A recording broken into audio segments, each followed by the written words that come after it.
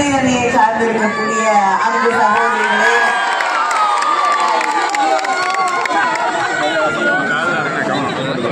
நம்முடைய அன்பு தலைவர் கலைஞர் அவர்களின் உயிரினும் மேலான அன்பு உடன்பிறப்புகளே, அத்தனை பேருக்கும் என்னுடைய வணக்கத்தை, நன்றியை, வாழ்த்துக்களை தெரிவித்துக் கொள்கிறேன்.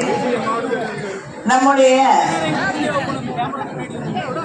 முதலமைச்சர் அண்ணன் தளபதி அவர்கள் தேர்ந்தெடுத்து உங்கள் கைகளிலே நம்முடைய மாவட்ட கழகத்தின் செயலாளர் அமைச்சர் கீதா ஜீவன் அவர்களை மீண்டும் வேட்பாளராக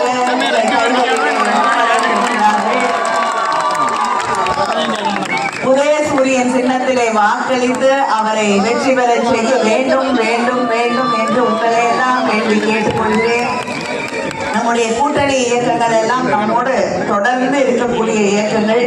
யாரு என்னன்னு யாரும் கொடியை வச்சு சொல்ல வேண்டிய அவசியம் இல்லை. அதனால கொடியை கொஞ்சம் இறக்குனீங்கன்னா கூட திமுக கொடிகளும் கேட்டு சொல்கிறேன். கொடியை கொஞ்சம் இறக்கினா கூட எல்லாரையும் தெரியும். அது கொஞ்சம் கொடியை மாத்திரம் இறக்கிடுங்க, நாங்களும் உங்களை பார்க்க முடியும், நீங்களும் எங்களை பார்க்க முடியும். நன்றி நன்றி. கொடியை இறக்கிய அத்தனை பேருக்கும் என்னுடைய நன்றியை தெரிவித்துக் கொள்கிறேன். நம்முடைய வேட்பாளர் கீதா ஜீவன் அவர்கள் ஒரு திராவிட முன்னேற்ற கழக பாரம்பரியத்திலே வந்திருக்கக்கூடிய ஒருவர். அவருடைய தந்தை நம் மரியாதைக்கும் அன்பிற்கும் போற்றுதலுக்கும் உரிய பெரியசாமி அவர்கள் தலைவர் கலைஞர் அவர்களுடைய முரட்டு பக்தர் மட்டுமில்லை, இங்கே இருக்கக்கூடிய அத்தனை மக்களுடைய அன்பை பெற்றவர். அப்படிப்பட்ட ஒருவரின் மகளாக அரசியலிலே காலடி எடுத்து வைத்து இன்று தனக்கான ஒரு இடத்தை உருவாக்கி கொண்டிருக்கக்கூடியவர் தான் நம்முடைய அமைச்சர் கீதா ஜீவன் அவர்கள். நான் கீதா ஜீவன் அவர்களோடு ஒவ்வொரு பகுதிக்கும் செல்லும் பொழுது எனக்கு ஒவ்வொரு முறையும் ஆச்சரியமாக இருக்கும். அந்த தெருவுல யார் இருக்காங்க, அந்த வீட்டுல யார் இருக்காங்க என்று, அந்த குடும்பத்துல யார் என்ன செஞ்சுட்டு இருக்காங்க அப்படிங்கிற அளவுக்கு எல்லாரையும் தெரிந்து வைத்துக் கொண்டிருக்கக்கூடிய தன் தொகுதியிலே எல்லாரையும் பேர் சொல்லி அழைத்து தெரிந்து வைத்துக் கொண்டிருக்கக்கூடிய அளவிலே இருக்கக்கூடிய ஒரு மக்கள் பிரதிநிதி தான் கீதா.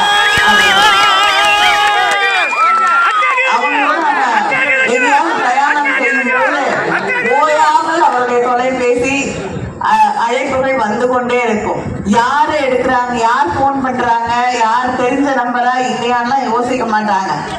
யார் அழைத்தாலும் எந்த நேரத்திலே அழைத்தாலும் அந்த தொலைபேசியை எடுத்து அவர்களுக்கு பதில் சொல்லி அந்த பிரச்சனையை தீர்த்து வைக்கக்கூடிய ஒரு அமைச்சர் பொறுப்பிலே இருந்தா கூட அதை செய்யக்கூடிய ஒருவர் தான் நம்முடைய கீதா ஜீவன் அவர்கள். நம்முடைய முதலமைச்சர் அண்ணன் தளபதி அவர்கள் ஆட்சி பொறுப்பிற்கு வந்த பிறகுதான் இன்னைக்கு தூத்துக்குடியில மழை நீர் கட்டாமல் ஓடக்கூடிய ஒரு நிலை உருவாகி இருக்கு. அதுக்கு முன்னாடி ஒவ்வொரு மழையிலும் நாங்க ரெண்டு பேரும் எந்த அளவிற்கு அங்கே நின்று எவ்வளவு தண்ணீரை நடந்து போய் மக்களை சந்தித்திருக்கிறோம் என்று உங்கள் அத்தனை பேருக்கும் தெரியும்.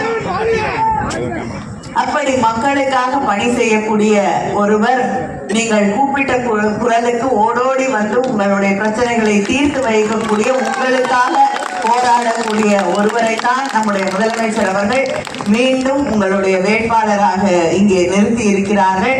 நான் சொல்ல வேண்டியதுல நிச்சயமா நம்முடைய கீதா ஜீவன் அவர்களுக்கு உதயசூரியன் சின்னத்திலே நீங்கள் வாக்களித்து அவரை வெற்றி பெற செய்ய வைப்பீர்கள் என்று நம்புகிறேன்.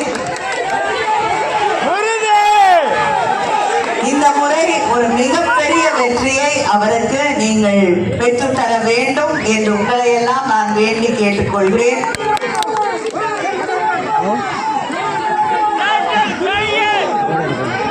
இன்று நம்முடைய முதலமைச்சர் அவர்கள் ஒரு மக்களுக்கான ஒரு வீடியோ ஒன்றை வெளியிட்டு இருக்கிறார்கள். மாநில உரிமைகளை பற்றிய ஒரு செய்தியை அதில் குறிப்பிட்டிருக்கிறார்கள்.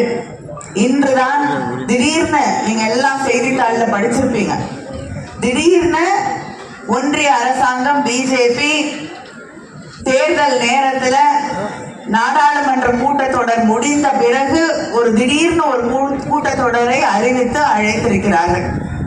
3 நாள் நடக்கக்கூடிய அந்த கூட்டத்தொடர்ல பெண்களுக்கு இடஒதுக்கீட்டுக்கான மசோதா, தொகுதி மறுசீரமைப்பு இதெல்லாம் கொண்டு வரப்படும் என்று அறிவித்திருக்கிறார்கள். எதிர்கட்சிகள் எல்லாம் அவர்களிடம் மீண்டும் மீண்டும் தெரிவித்திருக்கிறோம், தேர்தல் நேரத்தில் அதை கொண்டு வர வேண்டாம், தேர்தல் முடிந்து 2 வாரங்கள் கழித்து அந்த கூட்டத்தொடரை நடத்தலாம் என்று. ஆனா அவங்க பார்லிமெண்ட்டையே நோட்டீஸ் போர்டு மாதிரி ஆத்திட்டாங்க. அவங்க கொண்டு வந்து சொல்லக்கூடிய செய்திகளை ஒட்டிட்டு போயிடுவாங்க. எங்களெல்லாம் எந்த கலந்த ஆலோசனை செய்து எதிர்கட்சிகளிடம் இருந்து அவங்களுடைய கருத்தை எல்லாம் கேட்கறதே கிடையாது. அப்படிப்பட்ட எதேச்சதிகாரம் இன்று நடந்து கொண்டிருக்கிறது. அவங்க இன்னைக்கு நாடாளுமன்றத்தை நடத்துவோம் என்று அறிவித்திருக்கிறார்கள். அதை தாண்டி பெண்களுக்கான அந்த இடஒதுக்கீடு கொண்டு வரப்படும் என்றார்கள். முதல்லயே அதுக்கான மசோதா பில்ல பாஸ் பண்ணியாச்சு. அப்பொழுது என்ன சொன்னாங்க, நாங்க எல்லா மக்கள் தொகை கணக்கெடுப்பெல்லாம் எடுத்து முடிச்சுட்டு அப்பொழுது டீலிமிட்டேஷன் தொகுதி மறுசீரமைப்பு செய்து விட்டு அதுக்கப்புறம் தான் மகளிர் இடஒதுக்கீட்டை கொண்டு வருவோம் என்றார்கள். நம்ம அப்பொழுதே சொன்னோம், இப்பொழுது இருக்கக்கூடிய எண்ணிக்கையிலேயே பெண்களுக்கு இடஒதுக்கீட்டை தர வேண்டும், இப்பொழுதே அதை நிறைவேற்ற வேண்டும் என்று நாம் திரும்ப திரும்ப சொல்லிக் கொண்டிருக்கிறோம். ஆனா பிஜேபி, அதிமுக எல்லாரும் இணைந்து சொன்னது, நீங்க எப்ப வேணாலும் கொண்டு வாங்க, இந்த கணக்கெடுப்பெல்லாம் முடிச்சுட்டு கொண்டு வாங்க. இப்ப திடீர்னு ஞானோதயம் வந்திருக்கு. நாங்க மக்கள் தொகை கணக்கெடுக்கவில்லை, ஆனால் எண்ணிக்கையை அதிகரிக்கிறோம். நாடாளுமன்றத்தில் இருக்கக்கூடிய சீட்டோட எண்ணிக்கையை 50% அதிகரிக்க போகிறோம். இப்பொழுது இருக்கக்கூடிய 543 அங்கே இடம் இருக்கிறது. எம்பிக்கள் எண்ணிக்கை 543. அதுல 3 ஒரு பகுதியை எடுத்துக்கொண்டால் 181. அதை மகளிருக்கு தாருங்கள் என்பதுதான் திராவிட முன்னேற்ற கழகத்தின் கருத்து. ஆனால் நாங்க அதை 50% அதிகரித்து அதற்கு பிறகு தருவோம் சொல்லி இன்னைக்கு தமிழ்நாட்டு பில்லு இன்னைக்கு தான் வந்திருக்கு. 16ஆம் தேதி நாடாளுமன்றம். அந்த பில்ல என்ன சொல்றாங்கன்னா, ஒரு கமிட்டி அமைத்து அது முடிவெடுக்கும் எந்த மாநிலத்துக்கு எத்தனை நாடாளுமன்ற உறுப்பினர்கள் என்று. மக்கள் தொகையை குறைத்திருக்கக்கூடிய, அதாவது நல்லாட்சி நடத்தி இருக்கக்கூடிய தமிழ்நாடு போன்ற மாநிலங்கள் பாதிக்கப்படும்.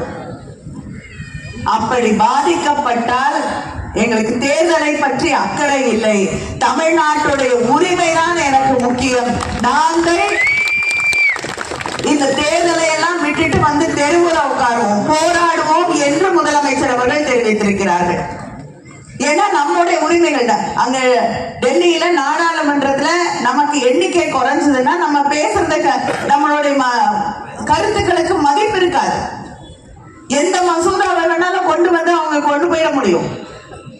தமிழ்நாட்டுடைய உரிமைகளுக்கு அங்கே மதிப்பு இருக்காது, நம்முடைய உரிமைகள் அங்கே கேட்க மாட்டாங்க. ஆனா எடப்பாடி பழனிசாமி அவர்களுக்கு இதை பத்தி எல்லாம் கவலை இல்லை. அவர் என்ன சொல்றாரு, மகளிருக்கான மசோதாவை கொண்டு வரத திமுகவுக்கு உடன்பாடு இல்லை. அதை விட அறிவாளியாக சில பேர், நிறைய பேர் கருத்து தெரிவித்துக் கொண்டிருக்கிறார்கள். நான் கேட்கிறேன், அண்ணாமலை அவர்கள் சொல்லியிருக்காங்க, கனிமொழி, தமிழச்சி தங்கபாண்டியன் போன்றவர்கள் தான் இங்க இருக்காங்க, மற்றவங்களுக்கும் வாய்ப்பு கொண்டு வர வேண்டும் என்பதற்காகத்தான் நாங்கள் இங்கே இடஒதுக்கீட்டை, மகளிருக்கான இடஒதுக்கீட்டை கொண்டு வரணுங்கிறோம். நான் கேட்கிறேன், இந்த 543ல 181 இடத்தை பெண்களுக்கு கொடுக்கறதுக்கு யாருக்கு மனசு வரல? உங்களுக்கா எங்களுக்கா? நாங்க திரும்ப திரும்ப சொல்கிறோம், இருக்கக்கூடிய இடங்களிலே பெண்களுக்கான இடஒதுக்கீட்டை கொண்டு வாருங்கள் என்றுதான் தலைவர் கலைஞர் அவர்கள் தொட்டு நம்முடைய முதலமைச்சர் அண்ணன் தளபதி அவர்கள் வரை சொல்லிக் கொண்டிருக்கக்கூடிய கருத்து இதுதான். உங்களுக்கு அதை கொடுக்கறதுல மனசு இல்ல. 50% அதிகரிச்சு அதுக்கப்புறம் தான் அந்த பெண்களுக்கு இடம் கொடுக்க வேண்டும். ஏன்னா இருக்கிறதுல கொடுத்துட்டீங்கன்னா உங்களுக்கு குறைஞ்சிரும்ன்ற அந்த பயம். இப்படிப்பட்டவர்கள் அந்த நாடாளுமன்றத்தில் இருக்கக்கூடிய நம்பர்ஸ் அதிகப்படுத்துறேன்னு சொல்லி தமிழ்நாட்டை வஞ்சிக்க துடித்துக் கொண்டிருக்கிறார்கள். ஒரு கமிட்டி அமைப்பேன், அதுக்கு பிறகு முடிவு செய்வேன் என்று சொன்னால் தமிழ்நாட்டிற்கு நியாயம் கிடைக்கவில்லை என்றால் நாங்கள் தொடர்ந்து போராடுவோம். தமிழ்நாடு வேறு ஒரு மாநிலமாக மாறி நிற்கும் என்று நம்முடைய முதலமைச்சர் அவர்களுக்கு தெரிவித்திருக்கிறார்கள். இங்கே இருக்கக்கூடிய அத்தனை பேரும் ஒரு குரலிலே எழுந்து நின்று போராடுவோம் என்பதை ஒன்றிய அரசாங்கம் எடப்பாடி பழனிசாமி தமிழ்நாட்டுக்கு துரோகம் நினைக்கக்கூடிய அவர்கள் புரிந்து கொள்ள வேண்டும். எங்களுடைய எண்ணிக்கை குறைக்கப்பட்டால், மற்றவர்களுடைய எண்ணிக்கை அதிகரிக்கப்பட்டால் நிச்சயமாக தமிழ்நாடு போராடும், தமிழ்நாடு போராடும், தமிழ்நாட்டு போராட்டம் ஓயாது. இந்திய எதிர்ப்பு போராட்டத்தை எல்லாம் தாண்டி வந்திருக்கக்கூடிய தமிழ்நாடு மறுபடியும் கொண்டு போய் அங்கே எங்களை தள்ளாதீர்கள் என்று அவர்களுக்கு தெரிவித்துக் கொள்கிறேன். தமிழ்நாட்டின் உரிமைகள் நம்முடைய திராவிட முன்னேற்ற கழகம், நம்முடைய கூட்டணி இயக்கங்கள், நம்மோடு கொள்கையிலே ஒத்து போகக்கூடிய ஒன்றிணைந்து இருக்கக்கூடிய கூட்டணி இயக்கங்கள் எல்லாம் இருக்கும் வரை நிச்சயமாக தமிழ்நாட்டின் உரிமைகளை யாராலும் பறிக்க முடியாது என்பதை நான் இங்கே தெரிவித்துக் கொள்கிறேன். தொடர்ந்து தமிழ்நாட்டுக்கு துரோகம் வஞ்சனை செய்து கொண்டிருக்கக்கூடியவர்களுக்கு இந்த தேர்தலிலே தமிழ்நாட்டு மக்கள் சரியான பாடத்தை புகட்டுவார்கள். நம்முடைய முதலமைச்சர் அவர்கள் இந்த தேர்தல் பரப்புரைக்காக இங்கே 2 நாட்களுக்கு முன்னால் வந்திருந்தார்கள். நம்ம தூத்துக்குடிக்கு அவர் செய்து வந்திருக்கக்கூடிய திட்டங்களை எல்லாம் பட்டியலிட்டு சொன்னார்கள்.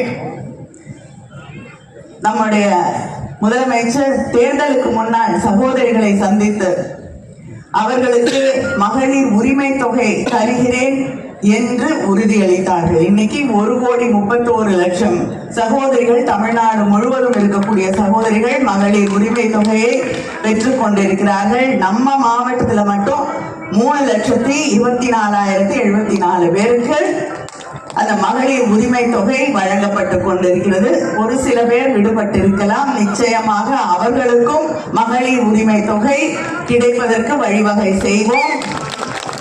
அது மட்டும் இல்ல, தேர்தல் முடிஞ்சு திமுக ஆட்சி வரப்போகுது, வந்தவுடனே 2000 உயர்த்தி வழங்கப்படும். மகளிர் உரிமை தொகை 2000 உயர்த்தி வழங்கப்படும். நம்ம மாவட்டத்துல மட்டும் பட்டா முதலமைச்சர் 58,469 பேருக்கு பட்டா கொடுத்திருக்கிறார்கள். சுய உதவி குழுக்களிலே இருக்கக்கூடிய சகோதரிக்கு நம்ம மாவட்டத்துல மட்டும் 4,099 கோடி 12,102 சுய உதவி குழுக்களிலே இருக்கக்கூடிய சகோதரிகளுக்கு வழங்கப்பட்டிருக்கிறது. மக்களை தேடி மருத்துவம், வீடு தேடி வந்து மருத்துவ சேவைகளை வசதிகளை செய்து தரக்கூடிய திட்டத்தின் வழியாக தூத்துக்குடி மாவட்டத்தில் மட்டும் 6,80,000 பயனாளிகள் நம்ம மாவட்டத்தில் மட்டும் இருக்காங்க. வீடு தேடி மருத்துவம், வீடு தேடி இல்லம் தேடி கல்வி, அதே போல ரேஷன் பொருட்களை கூட தாயுமானவர் திட்டத்தின் வழியாக வீடு தேடி கொண்டு